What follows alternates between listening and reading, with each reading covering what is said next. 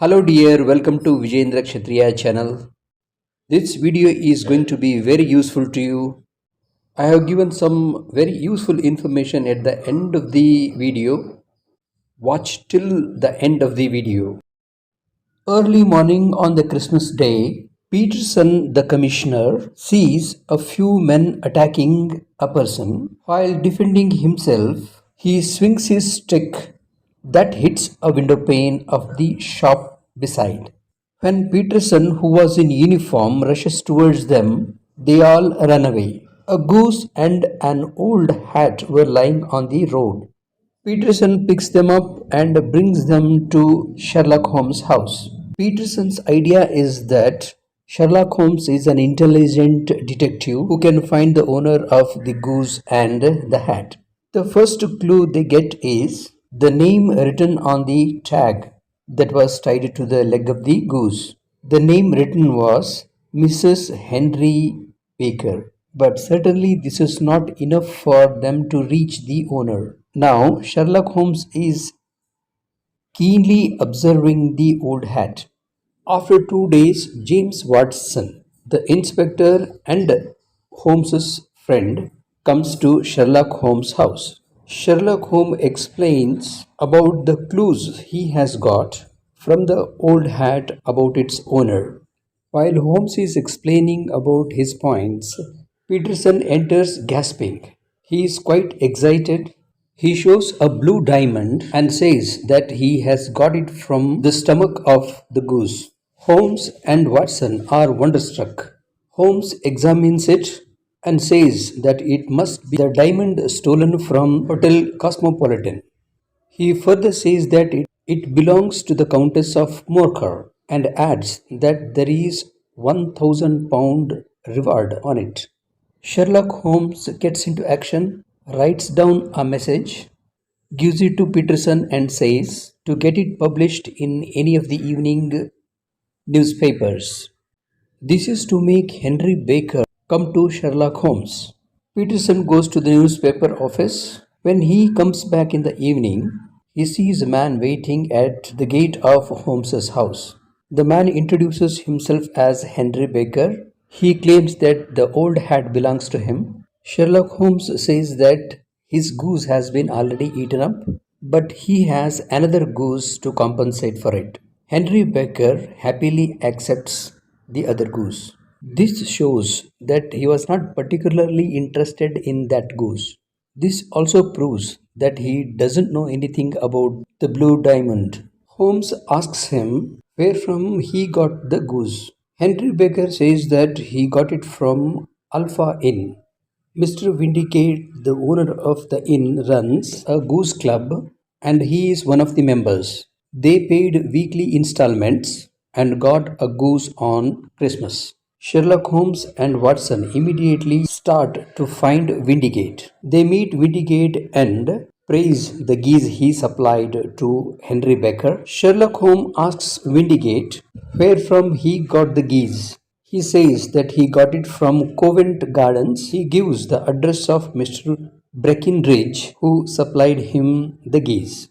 Sherlock Holmes' search continues. They go to Covent Garden and go to the stall where Mr. Breckinridge was about to close his shop. Holmes asks Breckinridge if he could supply some geese to him. Breckinridge says that all the geese have been sold out and hence he could supply them only the next day. If there is any urgency, they could go to any other shop.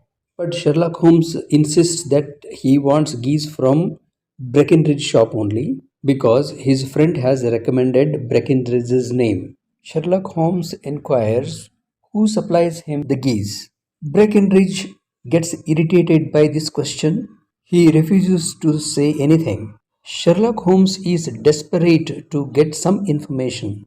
He wants to provoke Breckinridge and get the information. Holmes claims that he has a very good knowledge of geese.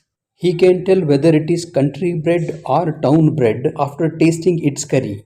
He says he is so confident to tell that the geese supplied to Covent Gardens were country bred, not town bred.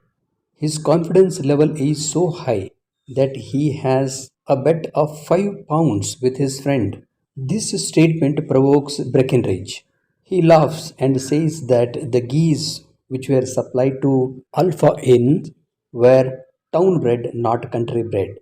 Sherlock Holmes further says that he doesn't believe him and that he cannot make a fool of him. This further provokes Breckenridge. He asks Holmes to have a bet with him of one sovereign. Holmes agrees to it and asks him to show the proof. Breckenridge brings a small diary and a huge ledger and shows the entries. There, he gets the address of the person who supplied geese to Breckenridge, and it is one of Mrs. Oxshott. Mr. Holmes shows that he is disheartened and pale. He takes a sovereign coin and gives it to Breckenridge as he has lost the bet. But in reality, he is very happy to get the address. While Holmes and Watson are discussing about whether to go the same day to Mrs. Oxshott or the next day, they hear a heated argument between Breckenridge and a stranger. After hearing for a few minutes, Sherlock Holmes comes to know that the man is the brother of Mrs. Oxshott and he wants to know whom he supplied the geese that were brought from Mrs. Oxshott. Breckenridge is very angry and he doesn't want to tell him anything. This is the best opportunity for Sherlock Holmes to get the information that he wanted to get it from Mrs. Oxshott. Holmes approaches the man and convinces him that he knows everything about the goose that he is searching for. Holmes asks his name. The man says that he is Robinson. Sherlock Holmes comes to know that he is lying. He wants to know the real name. Then the man says that he is James Ryder. Holmes proposes to discuss all these things at his house. They hire a cab and reach Sherlock Holmes' house. Holmes says that the bird was a remarkable one. It laid an egg after its death, and that egg was a diamond, blue diamond. James Ryder comes to know that these people know everything about the diamond. Sherlock Holmes accuses James Ryder of theft, and he has sufficient evidences to prove that Ryder is guilty. Ryder bursts into tears. He says his parents will be heartbroken if they come to know about this. He begs for pardon. He promises to leave the country in order to save Mr. Horner, the plumber. Sherlock Holmes then writes an affidavit and asks James Ryder to sign on it. Ryder signs the document. Sherlock Holmes then asks Ryder to get out of his house immediately.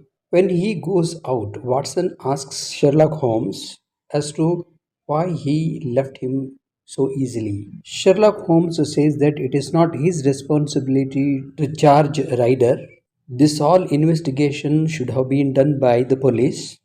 He firmly believes that Ryder will not do such things again. If he flees the country, both Ryder and Horner would be saved.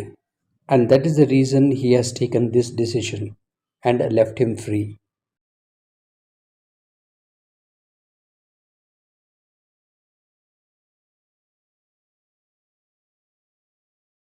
Series of events. The Countess of Morcar stays at Hotel Cosmopolitan. Catherine Cusacks instigates James Ryder for robbing the Blue Carbuncle from the Countess's room. They plan to bring a plumber, John Horner, and tell him to attend a repair work at the Countess's room.